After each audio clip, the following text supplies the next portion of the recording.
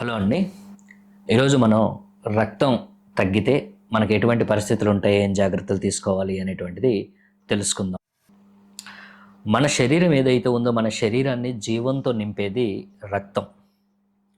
ఊపిరితిత్తుల నుండి వచ్చేటువంటి ఆక్సిజన్ను, ఆహారం నుండి వచ్చేటువంటి పోషకాలను ప్రతి కణానికి చేరవేసేది రక్తం. శరీరంలో రక్తం తగినంత లేకపోతే ఈ సరఫరా వ్యవస్థ ఏదైతే ఉందో ఈ వ్యవస్థ నెమ్మదిస్తుంది. దీన్ని సాధారణంగా రక్తహీనత లేదా అనీమియా అంటారు. ఇది చిన్న లోపం ఏం కాదు, శరీరం మొత్తంపై ప్రభావం చూపేటువంటి సమస్య, పెద్ద సమస్య. చాలామంది దీన్ని కేవలం అలసటగా భావిస్తారు, కానీ నిజానికి ఇది శరీరం ఇచ్చే ఒక సీరియస్ వార్నింగ్. ఇప్పుడు రక్తహీనత వలన మన అవయవాలు, శక్తి వ్యవస్థ, రక్షణ వ్యవస్థ ఎలా ప్రభావితం అవుతాయో తెలుసుకుందాం. రక్తహీనత వలన ఆక్సిజన్ సరఫరా తగ్గిపోతుంది. రక్తంలో ఉండే హిమోగ్లోబిన్ మన శరీరానికి ఆక్సిజన్ను తీసుకెళ్లేటువంటి వాహనం లాంటిది. రక్తహీనత వచ్చినప్పుడు హిమోగ్లోబిన్ తగ్గి ఆక్సిజన్ శరీరానికి పూర్తిగా అందదు. అందుకే చిన్న పని చేస్తే అలసట, నడిస్తే ఆయాసం, మెట్లెక్కితే శ్వాస వేగంగా మారడం జరుగుతుంది. కొందరిలో ఛాతిలో బరువుగా అనిపించడం, వేగంగా ఊపిరి తీసుకోవాల్సినటువంటి పరిస్థితి కూడా వస్తుంది. రాత్రి వేళ అయితే చిన్న పని చేసిన హార్ట్ బీట్ పెరగటం అనేటువంటిది స్పష్టంగా తెలుస్తుంది.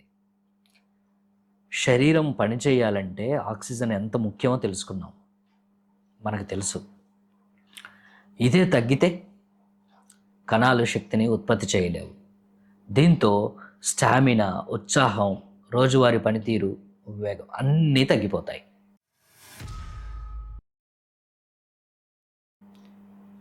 నెక్స్ట్, రక్తహీనత వలన మెదడు తీరుపై ప్రభావం. రక్తహీనత వలన మెదడుపై కూడా తీవ్రమైనటువంటి ప్రభావం ఉంటుంది. మెదడు మన శరీరంలో అత్యంత ఎక్కువ ఆక్సిజన్ తీసుకున్నటువంటి అవయవం, ఆక్సిజన్ అవసరం ఉన్నటువంటి అవయవం. ఆక్సిజన్ సరఫరా తగ్గినప్పుడు తలనొప్పి, తల తిరగటం, ఏకాగ్రత లోపించటం, జ్ఞాపకశక్తి తగ్గటం, కొందరిలో చూపు మసకబారటం, కళ్ళ ముందు చీకట్లా కనిపించడం కూడా జరుగుతుంది. దీర్ఘకాలం ఇలా రక్తం తక్కువగా ఉంటే ఆలోచన స్పష్టత తగ్గుతుంది, నిర్ణయాలు తీసుకోవటం ఆలస్యం అవుతుంది, చిరాకు, మూడ్ స్వింగ్స్, నిద్రలేమి, ఇటువంటి సమస్యలన్నీ కూడా వస్తాయి. విద్యార్థుల్లోనైతే నేర్చుకునే శక్తి తగ్గుతుంది. పెద్దవారిలో మానసిక అలసట, మెదడు తీరు మందగించటం, పనితీరు మందగించటం, ఇది మెదడు సరైన ఇంధనం లేక పనిచేస్తున్నట్టు శరీరం ఇచ్చేటువంటి స్పష్టమైనటువంటి సంకేతం. నెక్స్ట్, రక్తహీనత వలన గుండెపై ఒత్తిడి పెరగటం. శరీరానికి ఆక్సిజన్ సరిపడా అందించేందుకు గుండె ఏం చేస్తుందంటే సాధారణ వేగం కన్నా ఎక్కువగా కొట్టుకోవడం ప్రారంభిస్తుంది. దీని వలన పాల్పిటేషన్స్, గుండె దడ, ఛాతిలో అసౌకర్యం, కొన్నిసార్లు తలనొప్పితో పాటు బీపీ తగ్గడం కూడా జరుగుతుంది. రక్తం తక్కువగా ఉన్నప్పుడు గుండె వేగంగా పనిచేస్తుంది, కానీ సరఫరా తక్కువగా ఉంటుంది రక్తం తక్కువ ఉండటం వల్ల. దీర్ఘకాలం ఇదే కొనసాగితే గుండె కండరాలు బలహీనపడే ప్రమాదం పెరుగుతుంది. వయసు పెరిగే కొద్దీ హార్ట్ ఫెయిల్యూర్ రిస్క్ ఏదైతే ఉందో ఇది పెరగచ్చు. అందుకే రక్తలోపాన్ని నిర్లక్ష్యం చేస్తే హార్ట్ పనితీరుపై తీవ్రమైనటువంటి ప్రభావం పడేటువంటి అవకాశం చాలా ఉంది.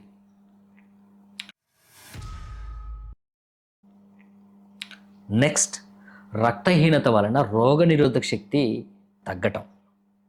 రక్తంలో ఉండేటువంటి వైట్ బ్లడ్ సెల్స్ అనేటువంటివి మన ఇమ్యూనిటీకి ఒక సైన్యం లాంటిది. మన ఇమ్యూనిటీ సైన్యమే వైట్ బ్లడ్ సెల్స్. రక్తహీనత ఉన్నవారిలో ఈ సైన్యం పూర్తి స్థాయిలో పనిచేయదు. అందుకే తరచూ జలుబు, జ్వరం, గొంతు ఇన్ఫెక్షన్లు, ఫంగల్ ఇన్ఫెక్షన్లు రావడం కనిపిస్తూ ఉంటాయి. ఒకవేళ చిన్న గాయం ఏర్పడితే అది మానటానికి ఎక్కువ సమయం పడుతుంది.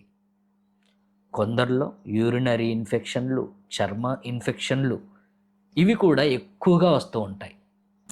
శరీరం లోపల పోషకాలు, ఆక్సిజన్, రక్షణ వ్యవస్థ అన్నీ కూడా రక్త ప్రవాహం ఏదైతే ఉందో దానిపై ఆధారపడి ఉంటాయి. అందుకే రక్తం తగ్గితే ఇమ్యూనిటీ కూడా సహజంగానే తగ్గుతుంది. ఇకపోతే రక్తహీనత వలన చర్మం, జుట్టు, గోళ్ళపై కూడా ప్రభావం పడుతుంది. రక్తం ద్వారా ఐరన్, ఆక్సిజన్, విటమిన్లు పూర్తిగా అందకపోతే చర్మం పాలిపోయినట్టు, కళ తప్పినట్టు కనిపిస్తుంది. కొందరిలో పెదవులు, నాలుక పాలిపోయినట్టు కనిపిస్తుంది. కళ్ళ కింద నలుపు, డ్రై స్కిన్, చర్మంలో రఫ్నెస్ అనేటువంటిది పెరగటం జరుగుతుంది. జుట్టు ఎక్కువగా రాలడం, జుట్టు పలచగా మారిపోవటం జరుగుతుంది. గోళ్ళు సులభంగా విరిగిపోవటం, గోళ్ళపై తెల్లని గీతలు రావటం, కొందరిలోనైతే స్పూన్ ఆకారంలోకి గోళ్ళు మారిపోవడం జరుగుతుంది. ఇవన్నీ కూడా బయటకు కనిపించేటువంటి లక్షణాలే అయినా లోపల శరీరం ఎదుర్కొంటున్నటువంటి రక్తం మరియు పోషక లోపానికి స్పష్టమైనటువంటి సూచనలు. నెక్స్ట్, రక్తహీనత వలన ఆకలి, జీర్ణ వ్యవస్థలపై ప్రభావం. రక్తం తక్కువగా ఉన్న వారిలో ఆకలి తగ్గిపోతుంది. తినాలని అనిపించదు, తిన్న త్వరగా వికారం వచ్చేస్తుంది. కొందరిలో మలబద్ధకం, మరికొందరిలో ఏమో లూజ్ మోషన్స్, గ్యాస్, కడుపుబ్బరం కూడా కనిపిస్తాయి. ప్రత్యేకంగా ఐరన్ లోపం ఉన్నవారిలో మట్టి, సుద్ద, చాక్పీస్, బల్పం లాంటి పోషక విలువలు లేని వస్తువులు తినాలని, పెట్రోల్ వంటి వాటిని వాసన చూడాలని అనిపించే పీక అనేటువంటి పరిస్థితి కూడా వస్తుంది. ఇది శరీరం లోపల తీవ్రమైనటువంటి ఖనిజలోపం ఉందని ఇచ్చే ఒక బలమైనటువంటి హెచ్చరిక.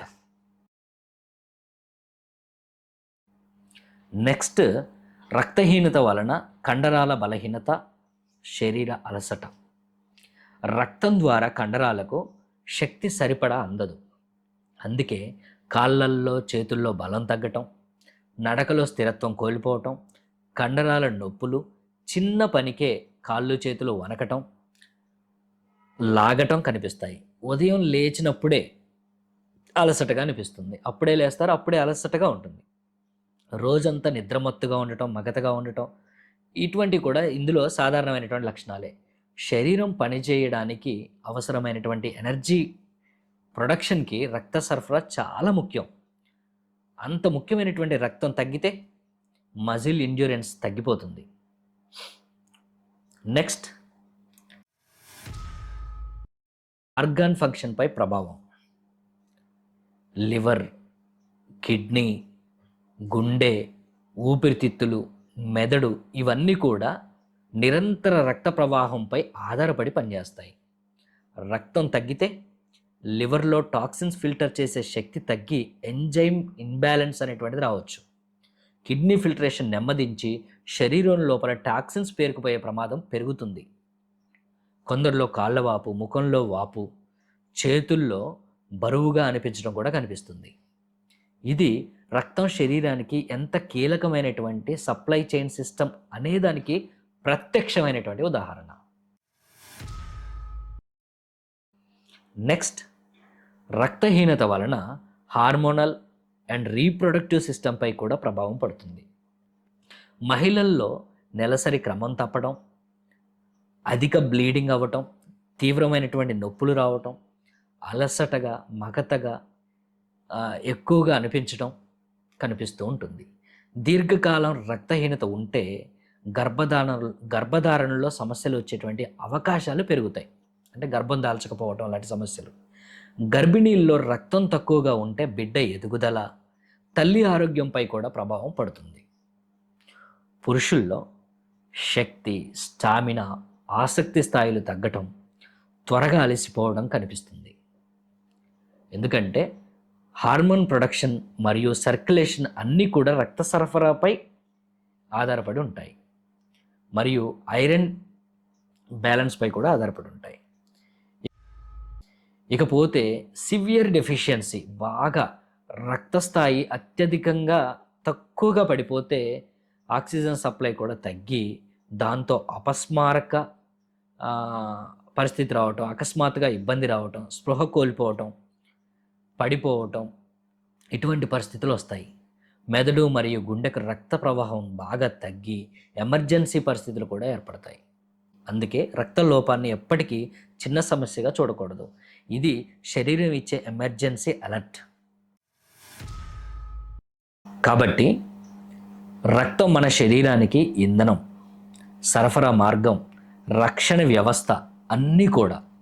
ఇది తగ్గితే శరీరం మొత్తం నెమ్మదిస్తుంది, అలసిపోతుంది, వ్యాధులకు గురయ్యేటువంటి అవకాశం పెరుగుతుంది. అందుకే రక్త స్థాయిలను క్రమం తప్పకుండా రెగ్యులర్గా చెక్ చేసుకుంటూ ఉండాలి. అవసరమైతే రక్తహీనతను వేగంగా తగ్గించే సమర్థవంతమైనటువంటి ఎలిమెంట్స్ వెల్నెస్ ఫీలింగ్ క్యాప్సూల్ కానీ లేదా సిరప్ కానీ తప్పకుండా తీసుకుంటూ ఉండాలి. ఒకవేళ మీకు రక్తహీనతతో పాటు ఇతర సమస్యలు ఏమైనా ఉంటే మొరింగా కాంబినేషన్తో కానీ విటమిన్ సి కాంబినేషన్తో కానీ మీ సమస్యకు తగిన కాంబినేషన్తో కలిపి తీసుకోవటం ద్వారా సమస్యను సమర్థవంతంగా సత్వరంగా తగ్గించుకోవచ్చు. అలాగే ఐరన్, ప్రోటీన్, విటమిన్స్ ఉన్నటువంటి బ్యాలెన్స్ డైట్ను తప్పకుండా తీసుకోవాలి. మీకు ఈ వీడియోలోని సమాచారం ఉపయోగపడితే లైక్ చేయండి, షేర్ చేయండి. ఆరోగ్యానికి సంబంధించినటువంటి ఇలాంటి విలువైన సమాచారం వీడియోల కోసం ఛానల్ని సబ్స్క్రైబ్ చేయండి. ముందే జాగ్రత్త పడదాం, ఆరోగ్యాన్ని కాపాడుకుందాం. పూర్తి వివరాలకు నన్ను సంప్రదించండి. నా పేరు Johnson, continental team coordinator, my life style. నా నెంబర్ వచ్చేసి 9603 868283. Thank you.